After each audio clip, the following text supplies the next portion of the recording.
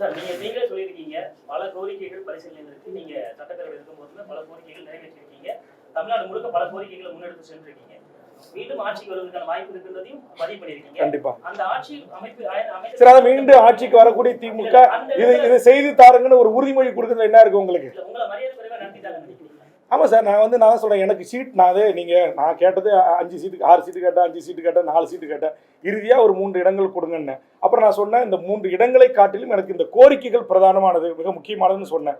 அப்போ நீங்கள் உண்மையிலே நான் இந்த கூட்டணியில் தொடரணும்னு சொல்லி திமுக தலைவர் நினச்சிருந்தா, இங்கே வாங்க வேல்முருகன், உங்கள் கோரிக்கை 10 கொடுத்துருங்க.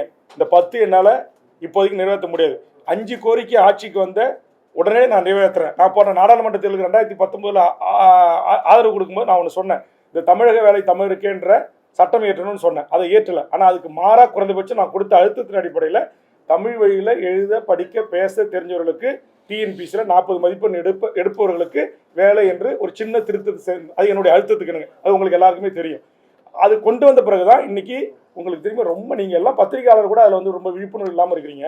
நீங்கள் டிஎன்பிசியில் இந்தியாவின் நாட்டை எந்த மாநிலத்தை சேர்ந்தவர் வரைக்கும் ஒரு ஆர்டிஓவை செலக்ட் ஆகிட்டாங்கன்னா அவங்க சீஃப் செக்ரட்டரி தான் ரிட்டையர் பண்ணுவான். யங்கஸ்ட் பீப்புளாக இருந்தானா 21 வயசு 22 வயசில். ஒரு டைரக்ட் டிஎஸ்பி ஆகிட்டானா டிஜிபி ஆகி தான் இல்லை ஏடிஜிபி ஆகி தான் ஓய்வு பெறுவான். ஒரு மேஜிஸ்ட்ரேட் ஆகிட்டானா சுப்ரீம் கோர்ட் வரைக்கும் நீ உச்சநீதிமன்ற தலைமை நீதிபதியாக கூட வருவதற்கு வாய்ப்பு இருக்குது. அதுக்கு வழி திறந்து விட்டது ஓபிஎஸ். அந்த ஓபிஎஸ் இன்னைக்கு திமுக கூட்டணியில் இருக்கிறார். நான் என்ன சொல்கிறேன், அந்த சட்டத்தை ரத்து பண்ணுங்கன்னு சொன்னேன் 5 வருஷமா. ஓபிஎஸ் கொண்டு வந்து அந்த சட்டம் இன்னைய வரையிலும் யாருடைய அழுத்தத்திற்கு அடிபணிந்து ஏன் அந்த சட்டத்தை ரத்து பண்ணுங்க நான் கத்துறேன். பிடிஎல் பழனிவேல்ராஜ் அந்த துறையை கொஞ்ச நாள் கவனிச்சாரு, தங்க தினரசு கவனிச்சாரு, இப்போ வந்து கைல்வழி செல்வராஜ் கவனிக்கிறாங்க. நீங்கள் அந்த சட்டத்தை ரத்து பண்ணாமல் வேல்முருகனுடைய கோரிக்கையை நிறைவேற்ற மாதிரி இருக்கணும், ஈயம் பூசின மாதிரி இருக்கணும், பூசாத மாதிரி இருக்கணுன்ற மாதிரி நீங்கள் வந்து 40 மதிப்பெண் எடுத்தால் மட்டும்தான் அப்படின்னு கொண்டு வந்து அந்த கதையை முடிச்சிட்டீங்க. அந்த சட்டத்தை ரத்து பண்ணுறதுல உங்களுக்கு என்ன பிரச்சனை இருக்குது? அப்போ நான் சொன்ன வட இந்திய ஆர்எஸ்எஸ் பின்புலம் கொண்ட ஒரு கும்பல் இங்கே டிஎன்பிசினுடைய செக்ரட்டரியாக உயர்ந்த பதவிகளில் சேர்மனாக உட்காடுறீங்க. ஏன் தமிழ்நாட்டில் டிஎன்பிசினுடைய சேர்மனாக ஒரு பச்சை தமிழ் அமர வைப்பதில் உங்களுக்கு என்ன சிக்கல்? யாரை போட்டிருக்கிறீங்க?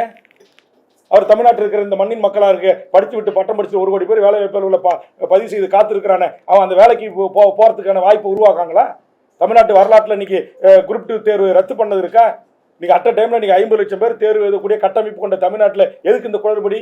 இந்த தேர்வுக்கு தயாரான அந்த இளைஞர்களுடைய எதிர்காலம் என்ன ஆச்சு? அப்போ இதெல்லாம் நான் கேட்குறேங்க. நான் அறிக்கை கொடுக்குறேன். கொலை, கொள்ளை, கற்பழிப்பு, கஞ்சா அப்படின்னு என்னுடைய அறிக்கை, என்னுடைய முகநூல் பக்கத்தில் எல்லா அறிக்கையும் நான் பதிவிடுறேன். நீங்கள் எந்த மெயின் ஸ்ட்ரீம் எடுத்து போடுறது இல்லாதனால உங்களுக்கு தெரியல. இந்த ஆட்சியில் இப்போ சமீபத்தில் நடந்த தூத்துக்குடியில் நடந்த கொலையிலிருந்து அத்தனையும் நான் கண்டிக்கிறேன். சட்ட ஒழுங்கு யார் கையில் இருக்குன்னு நான் கேட்குறேன். காவல்துறை என்ன பண்ணிட்டு இருக்கீங்கன்னு கேட்குறேன். விரைவு நீதிமன்றத்தின் மூலம் உடனே தூக்கு தண்டனை கொடுக்கணுன்ற. அப்போ இதெல்லாம் வந்து திமுக இருந்துக்கிட்டு நான் பேசவே கூடாது, நீ உதயசூரியன் சின்னத்தில் நின்ன, நீ வெறுமனே எங்களுக்கு வந்து ஆதரவு கட்சியாக மட்டும் இருக்கணும், வாயை திறக்கக்கூடாது, எந்த டிமாண்ட்ஸ் எங்களுக்கு வைக்கக்கூடாது அப்படின்ற அடிப்படையில் நீங்கள் அணுகினீங்க அப்படின்னா, அப்போ இந்த 5 ஆண்டு காலத்தில் எந்த அமைச்சர்கள், எந்த துறை செயலாளர்கள், யார் எங்கெங்கே எந்தெந்த துறையில் தவறு செஞ்சுருக்காங்க, எல்லா புள்ளிவர்களும் என் கையில் இருக்குது. எல்லாவற்றையும் ஆதாரப்பூர்வமாக பத்திரிகையாளர் சந்திப்பில் அடுத்தடுத்து நீ இனி இருக்கு பாருங்க. வேல்முருகன் இந்திய நாட்டுடைய ஆடிட் அண்ட் அக்கவுண்ட் ஜெனரலுடைய அறிக்கை, அந்த அறிக்கையின் அடிப்படையில் அந்த அத்தனை அறிக்கைகளும் என் கையில் இருக்குது. கடந்த கால அதிமுக ஆட்சியும் சரி, இந்த கால திமுக ஆட்சியிலும் சரி, இதில் மக்களுடைய வரிப்பணம் எத்தனை ஆயிரம் கோடி இன்னைக்கு அறப்போர் இயக்கம் வெளியிடுற மாதிரி, இன்னைக்கு பல யூடியூபர்ஸ் கூட துணிஞ்சு சில தவறுகளை சுட்டி காட்டுற மாதிரி என்கிட்ட அதிகாரப்பூர்வமாக ஆவணமாகவே இருக்குது. இது எல்லாம் வைத்து நான் பொதுமக்கள்கிட்ட என்னுடைய கருத்தை சொல்கிறேன். நான் வந்து ஒரு ஆளுங்கட்சி கூட்டணிலிருந்து இன்னைக்கு உங்களுக்கு தெரியும், திமுக எனக்கு கொடுக்குற 1 இடமோ 2 இடமோ அது வந்து எனக்கு எம்எல்ஏ சீட் இல்லை, அது எம்எல்ஏ. ஏன்னா நெய்வேலியில் நான் 32,000 ஓட்டு சுயேட்சை வச்சிருக்கிறேன். இப்போ விஜய் மருத்துவர் ஐயா தலைமையில் அணி சேர்த்த பிறகு 6 அணி, அங்கே ஒட்டுமொத்த ஓட்டே 1,50,000 ஓட்டு தான் போலாகும். ஏன்னா மொத்த ஓட்டே 1,70,000 ஓட்டு தான். அப்போ என்எல்சி இருக்கிற பெரிய ஆஃபீஸ் தான் ஓட்டு போட வரமாட்டான். 1,50,000 ஓட்டில் 6 அணியாக பிரித்தா ஏற்கனவே நான் வாங்கின 32,000 ஓட்டே போதுமான வெற்றிக்கான ஓட்டு, என்னால் வெற்றி பெற முடியும். ஆனால் நான் ஓட்டரசியலை கூட ஒதுக்கி வைத்து விட்டு நான் இந்த 10 அம்ச கோரிக்கை என்பது என் எதிர்கால இளைய தலைமுறைக்கானது. நான் மதுரை உயர்நீதிமன்றத்தில் போராடி பல உயர் பதவிகளில் தமிழ் வழியில் படித்தவங்களுக்கு வேலை வாய்ப்பு உரிமையே கொடுக்கல. நான் போராடி தீர்ப்பு வாங்கி தான் அதை நான் நிலைநிறுத்தினேன். ஆக நான் தொடர்ந்து இந்த மண்ணுக்கு அதே மாதிரி உங்களுக்கு தெரியும் 7.5% மாண்புமிகு எடப்பாடியார் அவர்கள் ஏழை மாணவர் செல்வங்களுக்கு அரசு பள்ளியில் படிக்கிறவங்களுக்கு கொடுத்தாரு. ஆனால் அது பிரைவேட் காலேஜில் அனுமதி இல்லைன்னாங்க. அதற்கு நான் வழக்கை தொடுத்து அதுக்கு ஆனந்த வெங்கடேசன் மூலமாக தீர்ப்பை பெற்று நான் அதை நடைமுறைப்படுத்தினவன். நான் அதனால சொல்றேன், நான் இந்த மண்ணுக்கானவன், இந்த மக்களுக்கானவன். அதே மாதிரி உங்களுக்கு தெரியும், நீட்டு தேர்வு எழுதுறதுக்கு பீகார், உத்தரப்பிரதேசம், ராஜஸ்தான், கர்நாடகா போய் எழுதணும்னாங்க. அண்ணா நகரில் இருக்க தென்னிந்திய நீட் அலுவலகத்துடைய டைரக்ட் அலுவலகத்தை இழுத்து பூட்டு போட்டு அந்த கொஸ்டின் எல்லாரும் அதர் ஸ்டேட்டுக்கு போக விடாமல் தடுத்து அங்கே உட்கார்ந்த இடத்துல இருந்து தமிழ்நாட்டு மாணவர்கள் இந்திய நாட்டில் எங்கு தேர்வு எழுதினார்களோ அதுக்கான போக்குவரத்து கட்டணம், ஃப்ளைட் டிக்கெட்டு, ட்ரெயின் டிக்கெட்டு அத்தனையும் திருப்பி கொடுக்கணும்.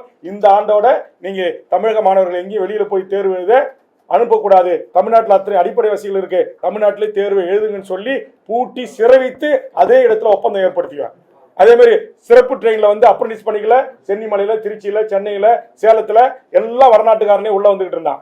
அதுக்கு ஜிஎம் அலுவலகத்தை முற்றுகையிட்டு இழுத்து பூட்டு போட்டு அங்கேயே போய் உட்காந்து போராடி தமிழ்நாட்டை சேர்ந்து வேலைவாய்ப்பு அலுவலர்கள் பதிவு செய்யப்பட்ட தமிழக இளைஞர்களுக்கு மட்டுமே இனி ரயில்வே துறையில் ஆள் எடுக்கணும்னு சொல்லி அதை சட்டமாக்கியவன் வேல்முருகன். அப்போ நான் எதுக்கு சொல்ல வரேன்னா, எனக்கு சீட்டே பிரச்சனை இல்லைங்க, எனக்கு பதவியே முக்கியம் இல்லை. நான் தமிழ்நாடு விடுதலை படைன்ற ஒரு மூவ்மெண்ட்ல இருந்து ஜனநாயகத்தை ஏற்றுக்கொண்டு தேர்தல் அரசியலுக்கு வந்தவன்.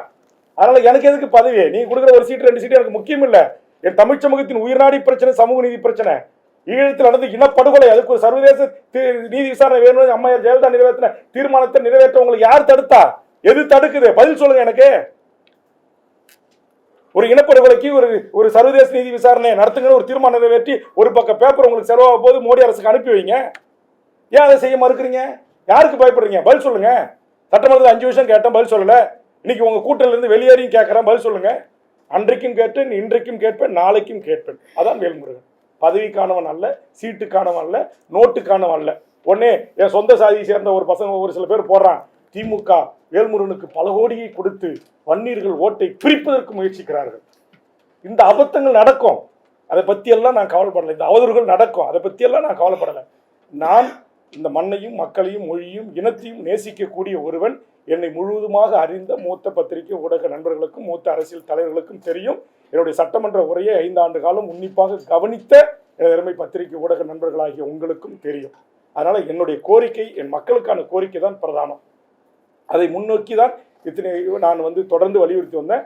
அதற்கு கூட எனக்கு ஒரு சரியான பதில் கிடைக்காத பட்சத்தில் எங்கள் கட்சி ஒட்டுமொத்தமாக எடுத்த முடிவை எனது பத்திரிகை ஊடக நண்பர்களுக்கு அறிவித்திருக்கிறேன். தொடர்ந்து நீங்கள் ஆதரவு தர வேண்டும் என்று கேட்டு நிறைவு செய்கிறேன். நன்றி, வணக்கம். செய்திகளை உடனுக்குடன் தெரிந்து கொள்ள கீழ்கண்ட கேபிள் மற்றும் டிடிஹெச் நெட்வொர்க்குகளில் எம்நாடு செய்தி தொலைக்காட்சியை காணுங்கள். பாதகம் செய்பவரை கண்டால் நாம் பயம் கொள்ளலாகாது பாப்பா. மோதி மிதித்து விடு பாப்பா, அவர் முகத்தில் உமிழ்ந்து விடு பாப்பா. அண்மை செய்திகளை உடனுக்குடன் தெரிந்து கொள்ள இணைந்திருங்கள் எம்நாடு தொலைக்காட்சியுடன்.